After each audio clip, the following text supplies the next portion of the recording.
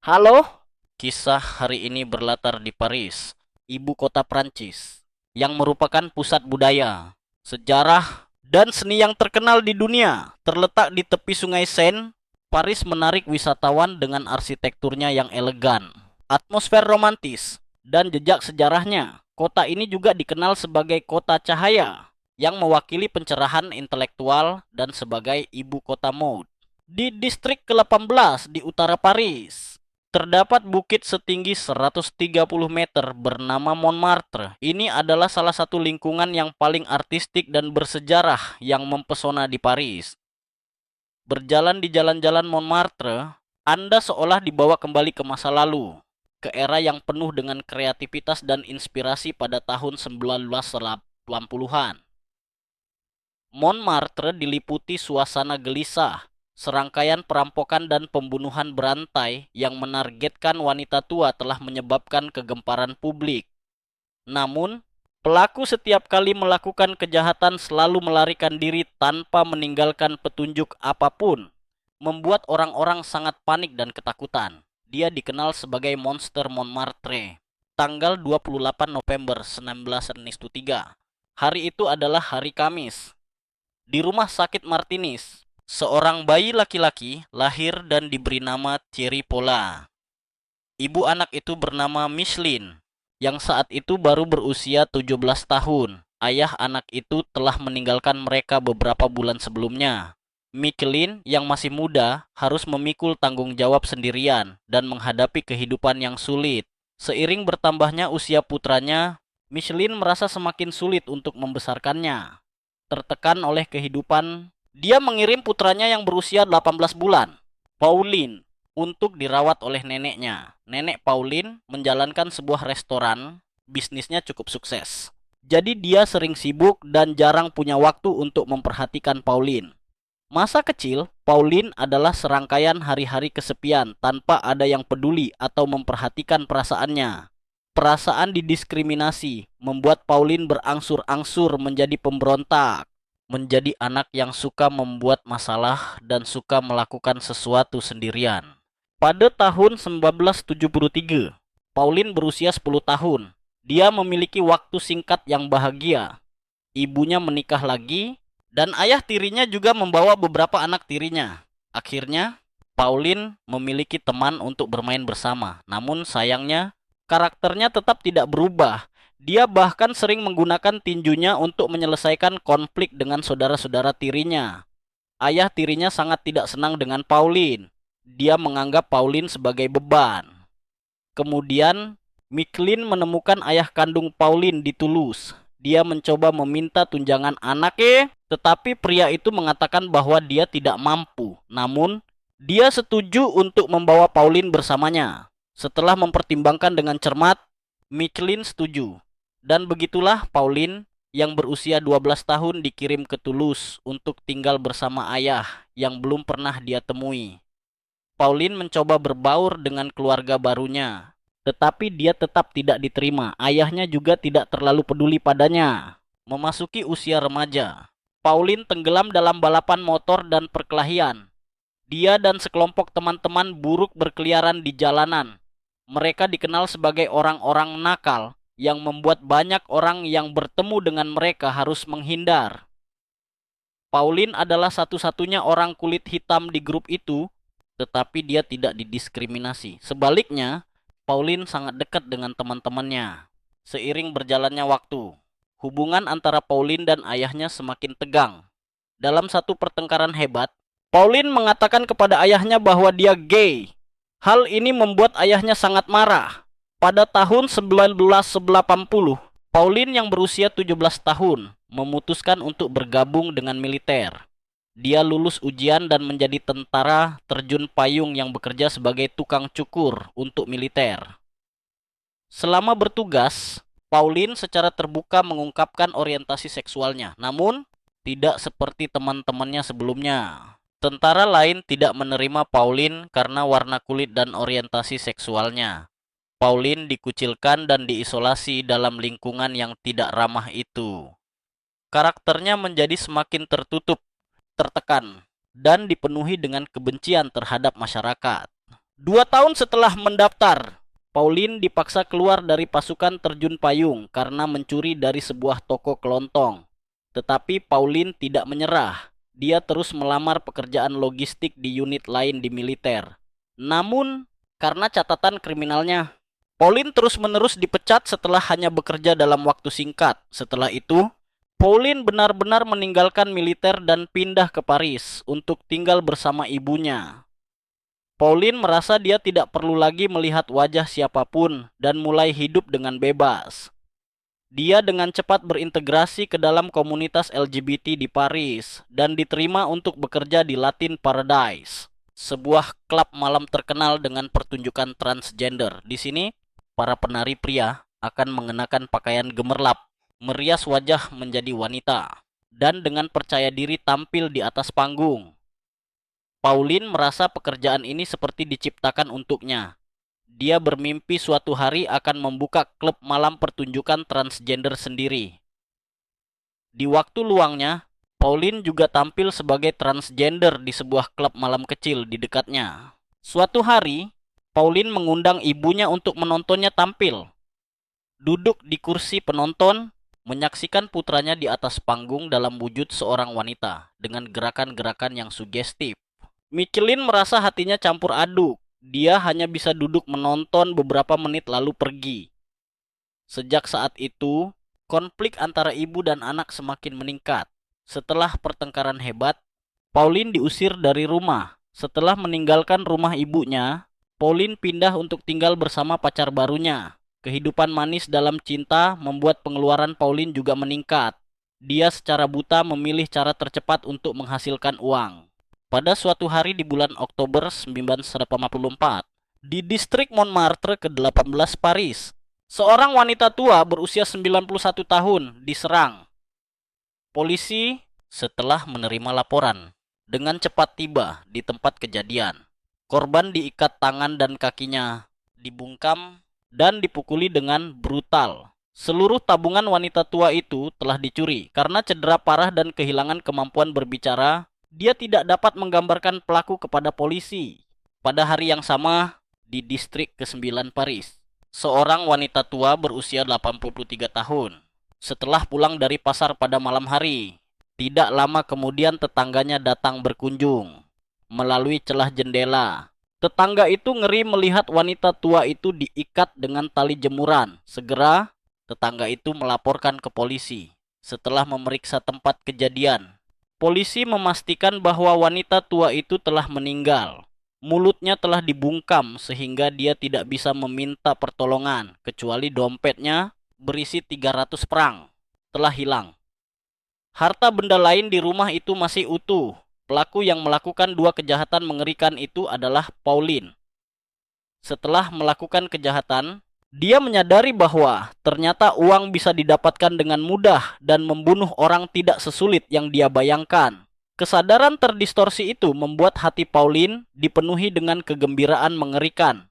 Pacar Pauline, meskipun pada awalnya merasa takut setelah Pauline melakukan kejahatan, tetapi kemudian keserakahan mengalahkan akal sehat.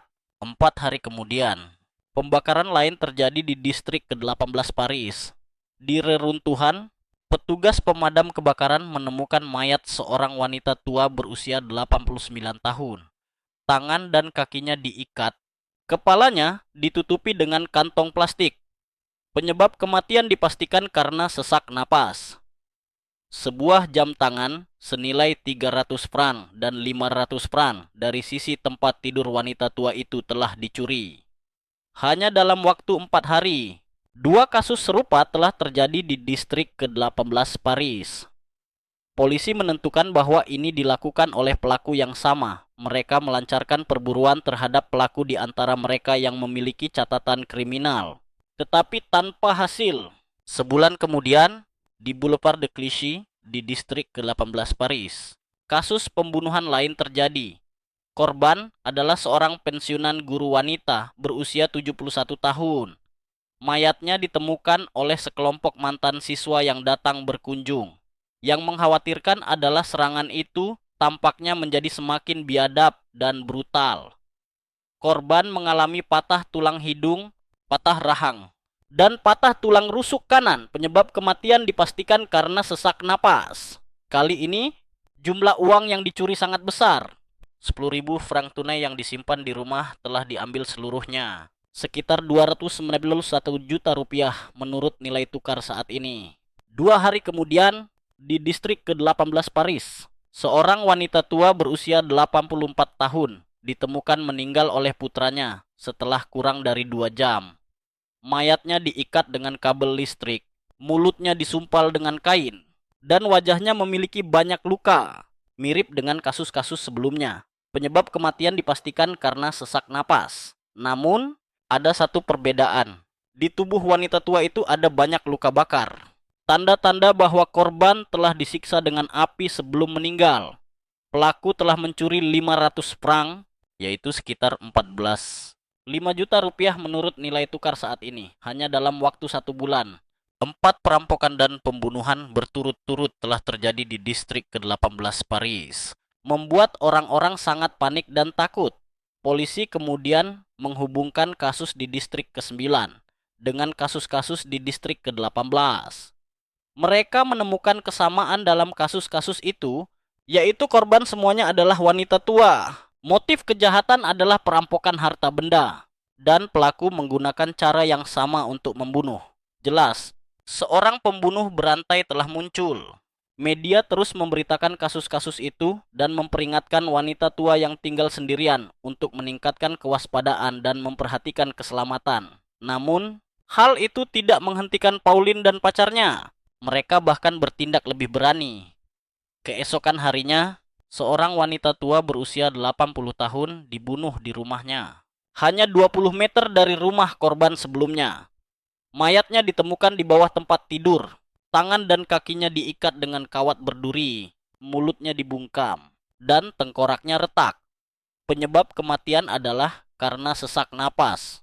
Dalam 4 hari berturut-turut, 3 mayat lain juga ditemukan di distrik ke-18 Paris. Semuanya adalah wanita berusia antara 70 dan 80 tahun. Mayat diikat, di leher ada tanda-tanda pencekikan, dan di tubuh ada banyak luka yang menunjukkan bahwa korban telah dipukuli sebelum meninggal. Kasus-kasus serupa terus terjadi di media.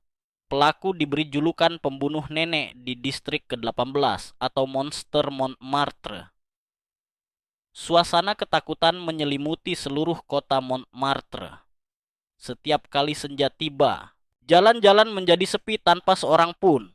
Meskipun polisi telah meningkatkan patroli, mereka menghadapi penolakan keras dari masyarakat. Banyak orang tua, terutama wanita tua, hidup dalam ketakutan dan selalu dihantui bahwa mereka akan menjadi target berikutnya dari pembunuh berantai itu. Di tempat kejadian, selain sidik jari, pelaku hampir tidak meninggalkan petunjuk apapun, membuat polisi sangat bingung. Biasanya, kasus pembunuhan wanita memiliki motif pemerkosaan atau perampokan harta benda. Tetapi dalam serangkaian kasus ini, para korban tidak diserang secara seksual. Selain itu, jumlah uang yang dirampok oleh pelaku juga tidak banyak. Beberapa barang berharga di rumah korban juga tidak diambil. Satu hal yang mencurigakan adalah pintu masuk dan jendela rumah para korban masih utuh. Tidak ada tanda-tanda kerusakan. Hal ini menunjukkan bahwa pelaku mungkin adalah orang yang dikenal oleh korban. Sangat mungkin bahwa dia adalah orang yang tampak dapat dipercaya, yang dengan mudah membuat korban membuka pintu baginya. Satu-satunya penjelasan yang tersisa adalah bahwa pelaku menderita penyakit mental yang menyimpang dan menikmati pembunuhan wanita tua yang lemah dan tidak mampu melawan. Penyelidikan masih berlanjut, tetapi tidak ada kemajuan apapun. Polisi terpaksa meningkatkan jumlah pasukan, mengerahkan 120 petugas polisi, 35 petugas polisi distrik, 50 petugas polisi nasional, dan 50 sukarelawan sehat ke Montmartre dan daerah sekitarnya. Mereka membagi daerah itu menjadi 14 rute. Setiap rute memiliki 3 petugas polisi berseragam dan puluhan petugas polisi berpakaian preman yang berpatroli 24/24. Wali Kota Paris menyampaikan pidato di kantor distrik ke-18 untuk menenangkan masyarakat. Meskipun dia mencoba meredakan opini publik, Masyarakat terus marah dan khawatir. Beberapa orang tua di distrik ke-18 bahkan datang ke kantor polisi untuk meminta perlindungan. Saat ini, Pauline, pelaku yang menyebabkan begitu banyak kejahatan, memutuskan untuk meninggalkan Paris bersama pacarnya dan kembali ke Toulouse, tempat ayahnya tinggal, dengan harapan melarikan diri dari kejahatan dan kembali ke kehidupan normal. Setibanya di Toulouse, Pauline menghubungi kembali teman-teman lamanya dan sering pergi ke bar gay di Toulouse bersama pacarnya. Pauline menghambur-hamburkan uang hasil curian untuk kesenangan semalam suntuk. Meskipun bertahun-tahun telah berlalu, hubungan antara Pauline dan ayahnya masih sangat tegang. Kedua ayah dan anak itu sering bertengkar dan bertikai. Tidak hanya melampiaskan amarahnya kepada ayahnya, Pauline juga melampiaskan amarahnya kepada pacarnya. Dia sering memukuli pacarnya dengan kejam. Akhirnya, pasangan gay ini berpisah jalan. Setelah berpisah dengan pacarnya, Pauline melanjutkan kehidupannya yang rusak dan bermain-main dengan kebebasan. Dia berpartisipasi dalam perdagangan narkoba untuk mendapatkan uang. Berkat pekerjaan yang menguntungkan itu, Pauline telah mengumpulkan sejumlah uang dan memutuskan untuk mewujudkan impiannya yang telah lama ia idam-idamkan, yaitu membuka klub pertunjukan transgender bernama Metamorfosis Bintang. Tetapi kenyataannya menampar Pauline dengan kejam. Memulai bisnis tidak semudah yang dia bayangkan. Klub bisnis itu mengalami kerugian besar dan akhirnya harus ditutup. Pauline kembali ke kehidupan miskin dan miskin seperti sebelumnya. Kegagalan pahit itu membuatnya merasa tidak adil dan tidak rela. Pauline memutuskan untuk kembali ke Paris untuk mencari peluang. Tidak ada lagi pacar untuk berbagi uang hasil curian. Pauline dapat menikmati seluruh hasil curiannya sendirian. Dia bertindak lebih kejam dan dingin dari sebelumnya.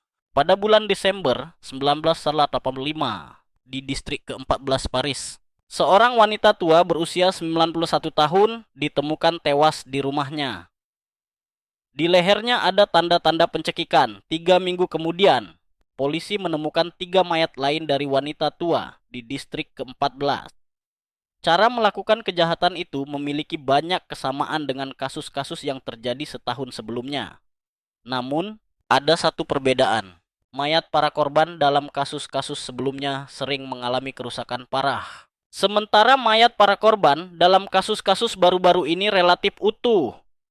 Para korban tidak menunjukkan tanda-tanda dipukuli. Hal ini membuat polisi curiga apakah pelaku yang melakukan kasus-kasus baru-baru ini adalah orang yang sama dengan pelaku yang melakukan kasus-kasus setahun sebelumnya atau tidak. Namun, hari-hari mengerikan masih belum berakhir. Hingga akhir Januari 1946, daftar korban telah bertambah 4 nama. Polisi dengan cermat meninjau semua perampokan dan pembunuhan yang telah terjadi selama ini. Mereka telah menyelidiki lebih dari 60 tersangka dan melakukan razia besar-besaran di Paris. Secara tiba-tiba memeriksa bar, klub malam, dan sebagainya. Di balai kota Paris, orang tua disediakan layanan keamanan yang diperlukan dan akan ada orang yang mengawal mereka bepergian. Tepat pada saat ini, kasus itu mengalami terobosan. Pekerjaan pencocokan sidik jari telah membuahkan hasil karena tingkat ilmu pengetahuan dan teknologi forensik saat ini masih terbelakang. Pencocokan sidik jari harus dilakukan secara manual dengan mata telanjang.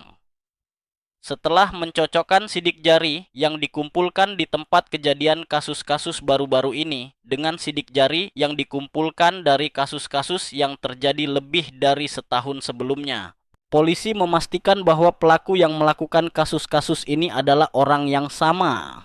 Pada bulan Juni 1986, pembunuhan lain terjadi di distrik ke-14 Paris. Hingga saat itu, total ada 18 kasus pembunuhan. Namun, setelah itu, selama lebih dari setahun, pembunuh itu tidak lagi mengintai.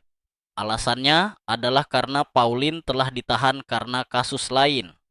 Pada bulan Agustus 1986, ketika membeli kokain dari seorang pengedar narkoba, Pauline menyadari bahwa jumlah kokain yang diterimanya kurang dari yang seharusnya. Marah, dia mencari pengedar narkoba itu untuk berbicara. Pauline menggunakan senapan berburu untuk mengancam dan menggunakan tongkat bisbol untuk memukuli pengedar itu dengan kejam untuk membela diri. Pengedar narkoba itu terpaksa melapor ke polisi. Setelah menerima laporan, polisi dengan cepat tiba di tempat kejadian dan menangkap keduanya. Pauline dijatuhi hukuman 1 tahun 6 bulan penjara di penjara Fleury-Mérogis.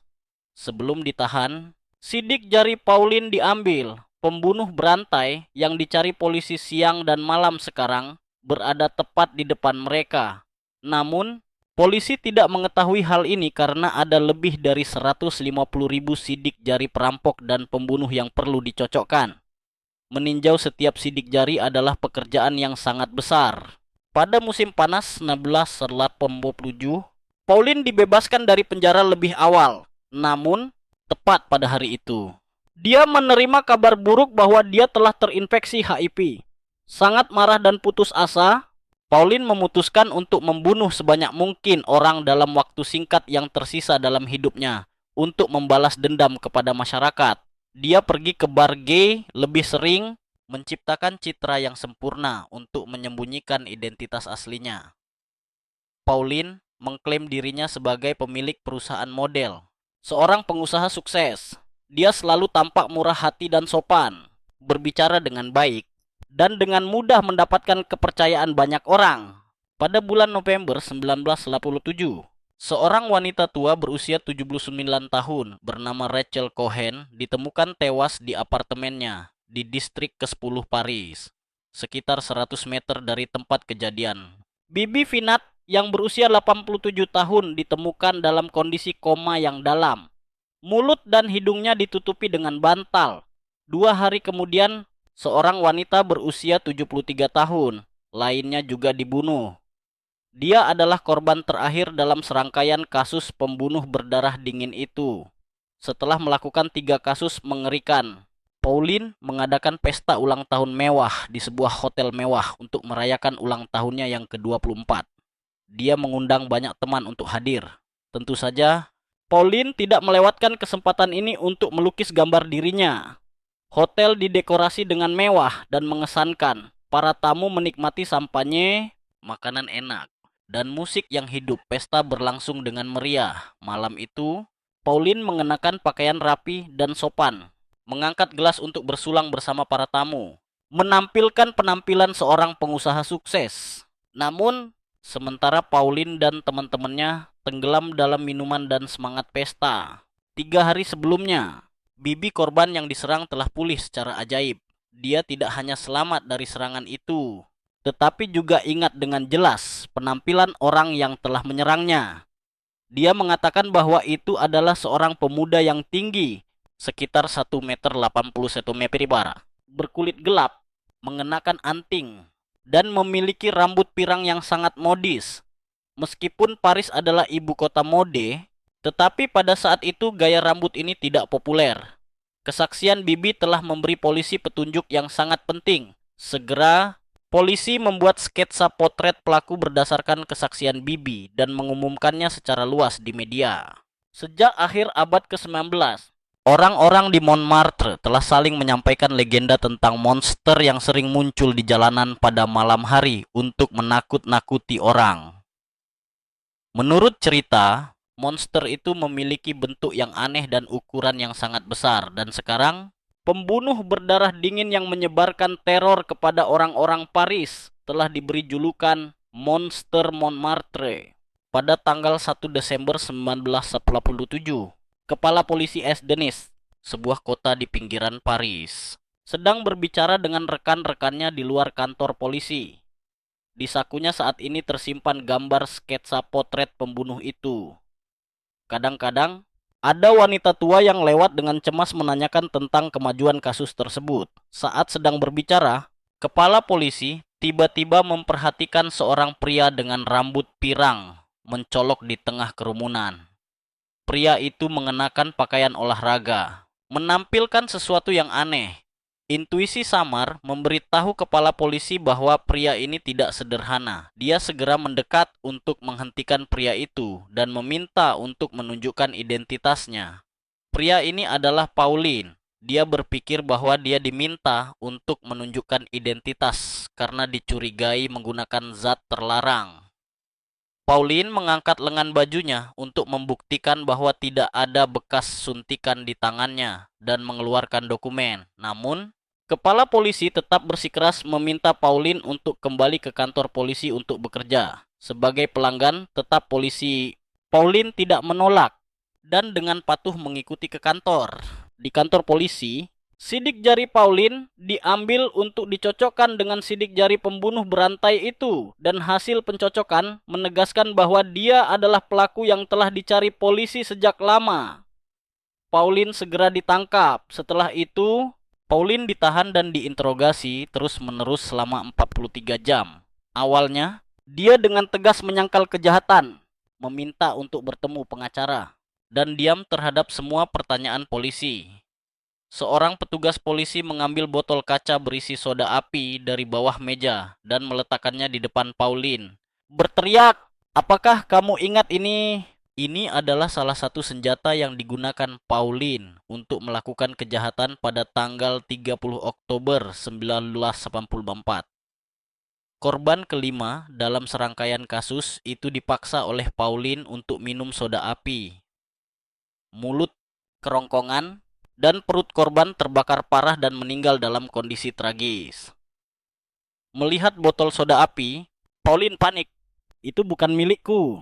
Itu dilakukan oleh John Thierry Marin. Segera, Pauline menyadari bahwa dia telah salah bicara. Dia memutuskan untuk tidak menyembunyikan apapun lagi dan mengakui seluruh perilaku kriminalnya. Namun, tampaknya Pauline mencoba menyalahkan John Thierry Marin atas semua kejahatannya. Sampai saat ini, polisi baru tahu bahwa pelaku yang melakukan kasus pembunuhan mengerikan ini tidak hanya satu orang. Pauline mengaku bahwa cara mereka melakukan kejahatan sangat sederhana. Setelah menemukan umpan di jalan, mereka akan diam-diam mengikuti korban sampai ke rumah mereka. Kadang-kadang, untuk menghindari kecurigaan, mereka akan secara proaktif memulai percakapan dan berkenalan dengan korban. Karena melakukan terlalu banyak kejahatan, ketika mengakui, Pauline telah mengacaukan informasi tentang para korban dan waktu melakukan kejahatan. Selama bekerja di klub Latin Paradise, Pauline telah bertemu cinta sejati dalam hidupnya, yaitu John Thierry Marin, yang saat itu baru berusia 19 tahun. Marin lahir di Guyana, Prancis. Dia juga memiliki masa kecil yang malang. Setelah dilecehkan oleh saudara iparnya, Marin diterima untuk bekerja sebagai pelayan meja di Latin Paradise dan kemudian menjadi pelayan bar. Dua jiwa yang tersesat dengan keadaan yang sama dengan cepat memahami dan berempati satu sama lain. Mereka menjadi sepasang kekasih dan bersama-sama jatuh ke rawa kotor. Marinlah yang menyeret Pauline ke jalan prostitusi. Pauline juga orang yang menyediakan barang untuk kekasihnya. Pada saat itu, hubungan antara Pauline dan ibunya sangat buruk. Mereka sering bertengkar dan bertikai. Suatu kali, Pauline meminta uang kepada ibunya untuk operasi plastik. Miss Lin tidak ragu-ragu untuk menolak. Pauline menjadi marah, mengomel, dan bahkan mencoba mencekik ibunya. Tidak tahan lagi, Miss Lin melaporkan ke polisi dan mengusir Pauline dari rumah. Tidak lama kemudian, Miss Lin menjual rumahnya, pindah ke tempat lain untuk tinggal, dan menyatakan tidak lagi mengakui Pauline sebagai anaknya. Setelah diusir dari rumah, Pauline pindah untuk tinggal bersama Marin. Keduanya menyewa kamar di Hotel Victor di distrik ke-9 Paris dengan harga 275 franc per malam, yaitu sekitar 8 juta rupiah menurut nilai tukar saat ini. Pada saat itu, klub malam di Paris tumbuh seperti jamur. Pauline dan Marin dengan cepat menjadi terkenal di kalangan para pemain dan sering diundang untuk tampil. Mereka menjalani kehidupan mewah dalam waktu singkat. Namun, hubungan mereka juga mulai memburuk dan pada musim gugur tahun 1994, dalam sebuah pertengkaran di restoran, Pauline mencurigai Marin berselingkuh. Cemburu, Pauline menjungkir balikkan seluruh meja, berteriak, "Aku akan menguliti kulitmu." Pasangan itu diusir dari restoran. Setelah pertengkaran itu, reputasi keduanya terpengaruh parah. Baik Pauline dan Marin dipecat dari Latin Paradise. Untuk mempertahankan hidup, mereka terpaksa pindah ke kamar yang lebih murah dan kumuh. Namun, tekanan ekonomi masih membebani pasangan ini, dan untuk mendapatkan uang untuk dibelanjakan, mereka melangkah ke jalan kejahatan. Tempat mereka tinggal dekat dengan distrik ke-18 Paris, yang tidak hanya terkenal dengan lingkungan seniman Montmartre, tetapi juga sebagai surga bagi pelacur, pengedar narkoba, dan penyakit sosial lainnya. Serangkaian hari-hari melakukan kejahatan mengerikan oleh Pauline dan Marine dimulai. Pauline mengaku telah menyerang 21 orang, di mana 19 orang telah meninggal. Ketika ditanya mengapa dia bertindak begitu kejam, dia dengan tenang menjawab, "Aku hanya menyerang orang-orang yang lemah." Segera setelah Pauline ditangkap, Marine juga dijaring oleh hukum. Marine kemudian mengakui perilaku kriminalnya. Dia mengakui telah melakukan kejahatan dengan Pauline di distrik ke-18. Dalam pengadilan, dapat dilihat bahwa Marine sangat membenci Pauline. Dia bahkan tidak ingin menyebut nama Pauline dan hanya menggunakan kata ganti orang itu untuk merujuk Pauline. Pauline sekali lagi ditahan di penjara Fleury-Mérogis. Meskipun dirampas kebebasannya, Pauline masih sangat memperhatikan penampilannya. Setiap hari, dia meluangkan waktu untuk memilih dan mengatur pakaiannya dengan hati-hati.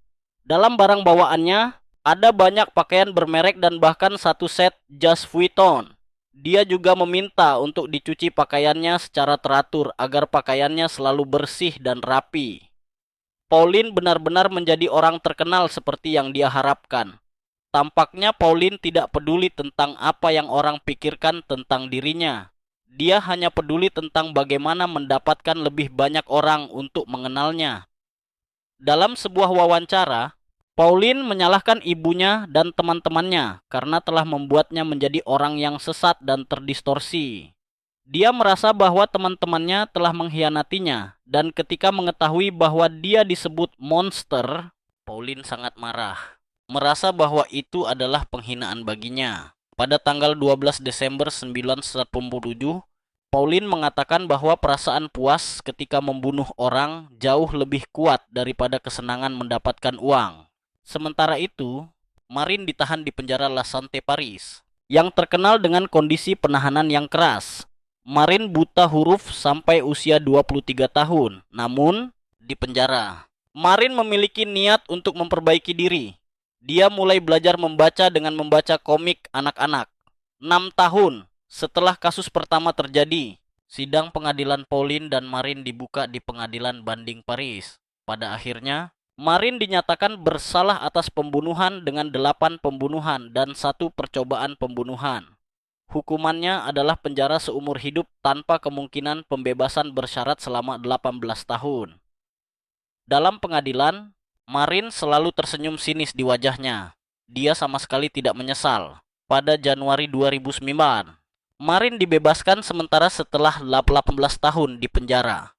8 nyawa ditukar dengan 18 tahun di penjara. Putusan ini membuat opini publik Prancis marah.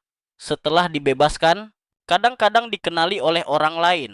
Marine dikucilkan, dijauhi, dan dihina. Kasus yang menggemparkan Prancis ini kemudian diadaptasi menjadi film fiksi dan film dokumenter.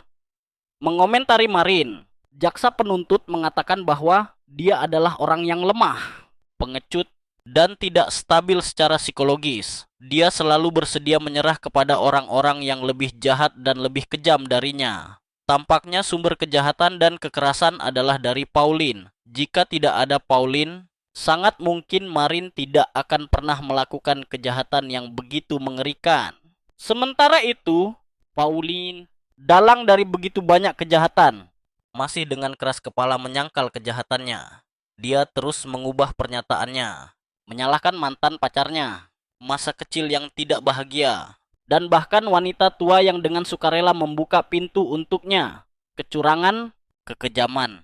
Dan tanpa penyesalan sedikit pun dari Pauline membuat mereka yang menghadiri pengadilan merinding. Namun, dengan bukti yang tak terbantahkan, pada tanggal 16 Juni 1989, Pengadilan Pidana Paris mengumumkan bahwa Pauline bersalah atas pembunuhan, perampokan, dan penyerangan. Dia dijatuhi hukuman penjara seumur hidup tanpa kemungkinan pembebasan bersyarat dan kemudian dibawa ke penjara di Poitiers untuk menjalani hukumannya. Di penjara, dia masih mempertahankan sifatnya yang arogan dan suka memerintah orang lain. Dia menganggap dirinya sebagai bos di penjara, sering membuat masalah dan memukuli narapidana lain. Pada tahun 2000, di penjara, Pauline ditikam sampai mati oleh narapidana lain dengan pisau. Kematian tragis pembunuh berdarah dingin itu mengakhiri salah satu kasus pembunuhan berantai yang menggemparkan Prancis.